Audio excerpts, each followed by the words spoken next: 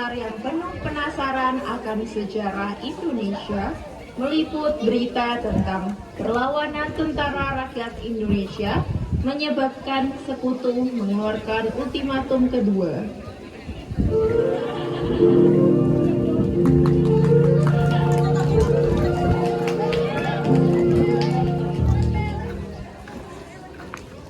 Gila, keren banget ya museumnya.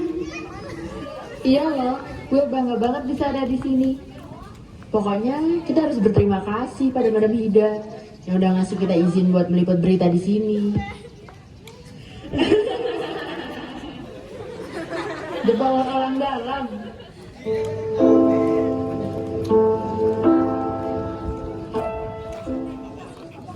Selamat siang, Madam. Selamat siang Mbak cantik, gimana museumnya? Saya tidak sabar melihat museum ini terpampang di televisi. Pasti, Madam. Omong-omong, Madam bisa ceritain nggak hal-hal yang ada di museum ini? Iya, kita kepo banget, apalagi sama Bandung Lautan Api. Bagus, anak muda memang harus begitu. 77 tahun sejak peristiwa itu, saya merasa bangga bisa membagi kisah ini dengan kalian. Sewu, karena sejarah tidak bisa dimanipulasi, tidak seperti hukum di negeri ini. Sejarah hanya bisa ditulis oleh pemenang.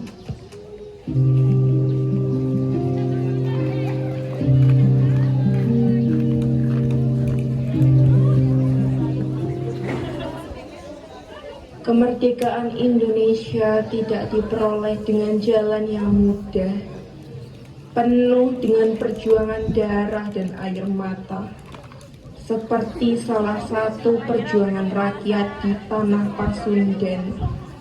Tanah yang elok nan indah harus diluluhlantahkan dengan api, sebagai semangat berjuang bangsa untuk menghentikan para penjajah memasuki negeri. Ialah tragedi yang menyayat hati yang kami rangkum dalam kisah yang berjudul Tragedi Bandung Lautan Api.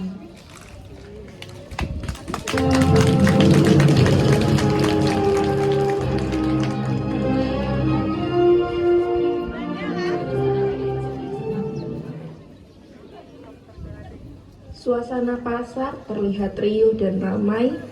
Para pedagang dan pembeli melakukan aktivitas jual beli. Hingga sekelompok tentara Belanda berbaju putih memasuki pasar dengan niat jahat.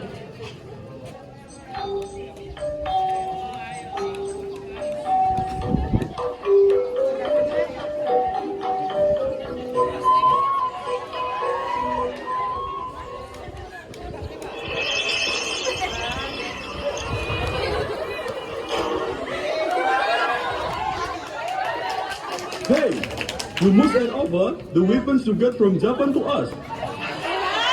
Senjata apa ya? Saya cuma punya sayuran. Dasar orang aneh, kita pribumi tidak punya senjata. Sudah, lebih baik akang-akang ini teh pergi dari sini. How dare you carry us away? Kalian you guys not pergi.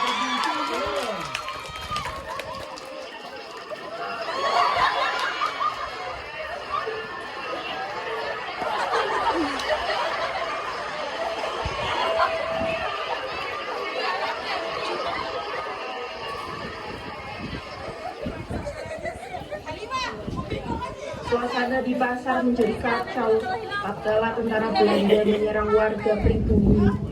Para tentara Indonesia datang. Setelah mendengar laporan, mereka berhasil memukul mundur. Sementara tentara Belanda. Pergi dari sini tentara koloni. Perbuatan kalian sudah meresahkan para pribumi. Siapa peduli? Pribumi bodoh. Kalian memang pantas diikuti. Asal kalian pikir, sedikit pun kami tidak gentar terhadap kalian. Para tentara Belanda merasa takut dan gentar. Kaki mereka gemetar walau memegang senapan. Hati. Awas saja kalian.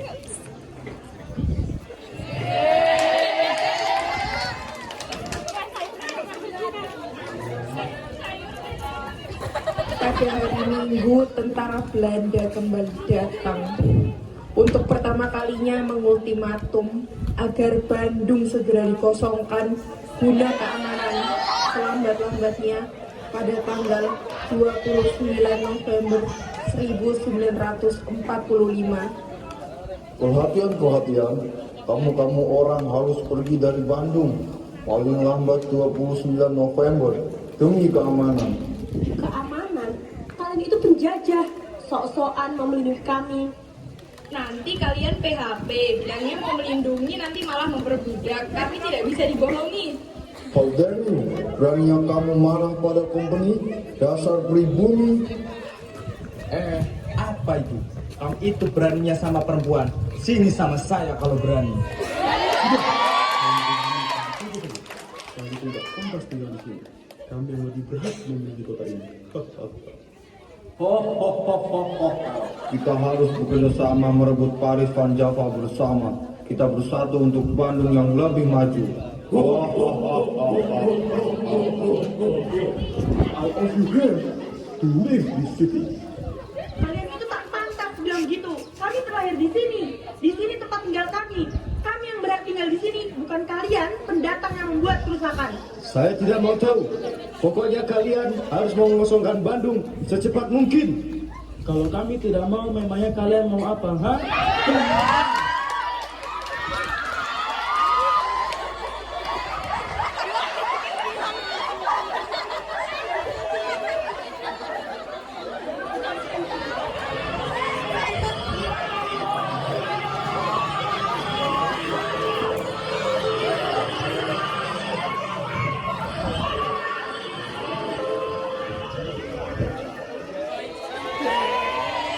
Untuk kedua kalinya, TKR dan sekutu bentrok. Kemudian TKR berhasil memukul mundur sekutu dan Belanda. Sementara keadaan kembali aman, meski keadaan porak-poranda akibat perbuatan Belanda dan sekutu. Aduh, semuanya jadi berantakan kayak begini. Iya ini mbak, gara-gara sekutu sama si Belanda. Tadi pada denger gak ultimatumnya sekutu? Saya jadi takut ini. Sekutu sama Belanda pasti nggak bakalan tinggal diam. Terus gimana nasib kita kalau mereka sampai datang lagi ke sini? Ya nggak tahu, kita kan cuma rekat biasa yang biasanya cuma jualan sayur, nggak punya kekuatan buat lawan mereka. Sudah, nggak usah membicarakan sekutu sama Belanda. Kita lanjutkan saja jualan ini, daripada bicara yang bikin kita tambah takut. Nah benar itu, andai saja sekutu Belanda datang ke sini, kita pasrah aja sama Gusti.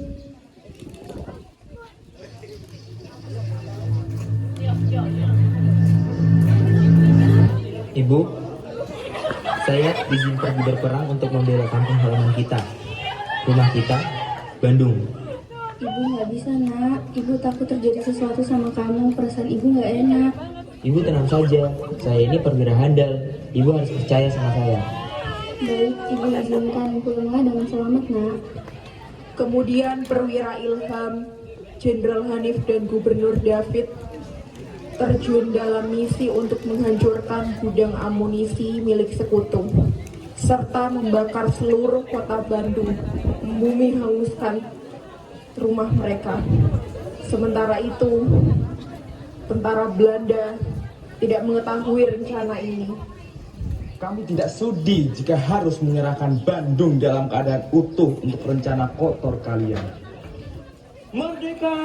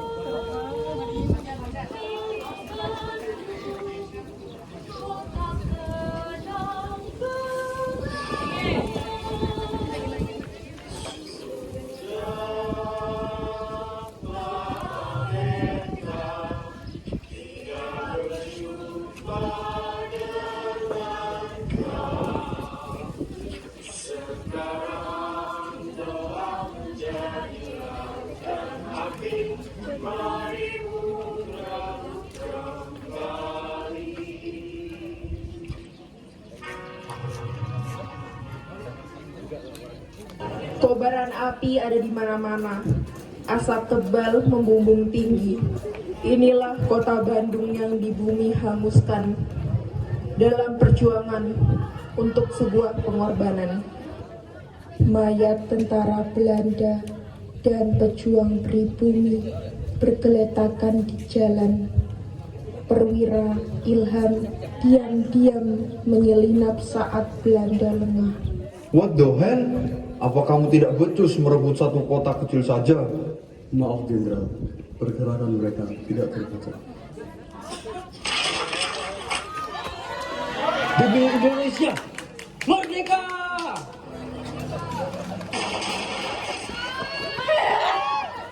Di saat itu pula, tentara Belanda yang tersisa disergap oleh pribumi. Mayat sang perwira ditangisi dengan sendu oleh rekannya. Sang ibu yang tak kuat mendengar kabar kematian sang anak terjatuh dari kursi rodanya dan terseok-seok menghampiri mayat anaknya. Tidak, tidak. Anakku, putra sulungku satu-satunya. Jangan tinggalkan ibu, nak. Ibu tidak punya siapapun lagi selain kamu.